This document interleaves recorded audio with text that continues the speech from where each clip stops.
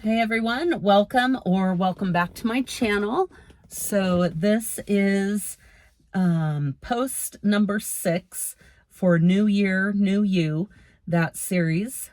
So I'm just going over 5 easy things in each video that probably we all know of, we've heard about if you're wanting to make little changes in your life, being it's a new year. So, and there's also a playlist down below. So I have down number 1, maybe overcoming a fear. So that could be maybe a fear of spiders, a fear of heights, a fear of public speaking. I know people who have a fear of not just leaving their residence, but also driving in really bad traffic, or even not even bad traffic, but just a little bit of traffic. They cannot handle that. Yeah, there's fears of all different things. So maybe if that's something you want to overcome this year, it might be a good time to look into that. I don't really have a fear of public speaking, just because we had to take speech in high school and also in college. And, you know, you'd have to get up in front of people. Plus when I was a manager, you know, having to have monthly meetings at least and talk in front of everyone and go over all the things. And I kind of got used to it with that after many years of that. So, I mean, I can't say I'm completely comfortable, but, yeah, that's probably, I don't know what, I'm not really afraid of spiders, maybe snakes, but yeah, I'd have to think about that. So let me know down below if you guys have a fear of something and if you want to maybe tackle it and work on overcoming that. Okay, so number 2, I have express gratitude daily. So they've done tons of studies with just having a heart of gratitude, maybe a gratitude journal, and different things with just showing gratitude for what you have and even things you don't have, like diseases and problems and this and that can really change your outlook on life. And I have been there. Many years ago, I would watch Oprah every day, and she was doing a gratitude thing. And I think it was something like, before you go to bed, either write down 5 things or 3 things, or think about a few things that you're grateful for. And just getting into the habit of that, it really changes your outlook on things. I mean, right now I'm getting over a cold, but like my husband pointed out last night, he's like, you know, because I was complaining, he's like, you know, it could be a lot worse. And he was telling me about this young guy who was in a wheelchair who came into his work yesterday. And it's like, yeah, that's true. It can always be worse. Even if things are really bad, the worst thing you've ever been through, it can always be worse.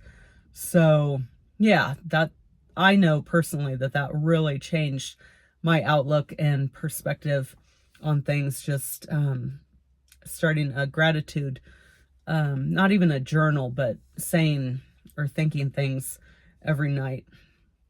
So number 3 is maybe going on a trip, either a solo trip or you and your partner, or it could be local, it could be international, if that's something maybe you've always wanted to do and, you know, things are lining up. Maybe you have the finances to do it, you have vacation time at work, you're able to take time off. Yeah, maybe airfare's looking good, hotel packages, whatever it is, maybe the timing is right. So maybe this is the year for that. So, and number 4, kind of going along that, if you can't go on or don't want to go on a big trip, you can always explore your local area. Like they say, be a tourist in your local area. And that means checking out like the museums, the parks, maybe if there's a river, yeah, anything that there is to do and see. Maybe libraries have things going on. I used to do that when I lived in Sacramento. I would find out all the things to check out, like museums, art galleries, all the stuff. So I was doing things all the time, and it was so fun. And I lived there for a long time, and I just really got to know the area and the people and even the restaurants. And yeah, that was, that might be something that if you're wanting to get out more but want to keep it local, or if you just moved to a new area and want to check out the local scene, what's going on. And number 5, on a different note, is voting with your wallet. So if you haven't heard that before, that's when maybe you don't agree with a company and their practices, excuse me, or what they do. And so, you often hear, well, boycott them. Of course, all the big companies come up regularly, like Coca-Cola, Kraft, all of those. And so, yeah, but they say, vote with your dollars, your wallet, because, if you decide, okay, this company did this thing that I do not agree with whatsoever, stop buying from them and find out maybe who they own.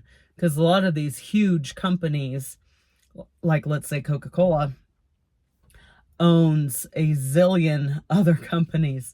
So just do your research if that's something you're passionate about. And on the flip side, if there's, excuse me, a company that, hold on. Oh, sorry, I feel like cough coming on. If there's a company that you really like what they do, what they stand for, what their practices are, all those things, definitely support them in all areas that you can. And again, find out maybe if they own other little companies as well, support them too. You can also, tell your friends and family about them. So yeah, all right. Well, this is number 6, I think. Yes, so this is number 6, and come back. It'll probably be in just a couple days when I do the next one.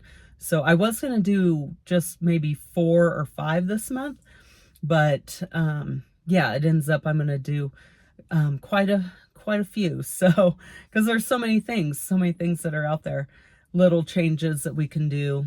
And yeah, all right. Well, let me know down below if any of these sound good to you, or if you have your own things that you do.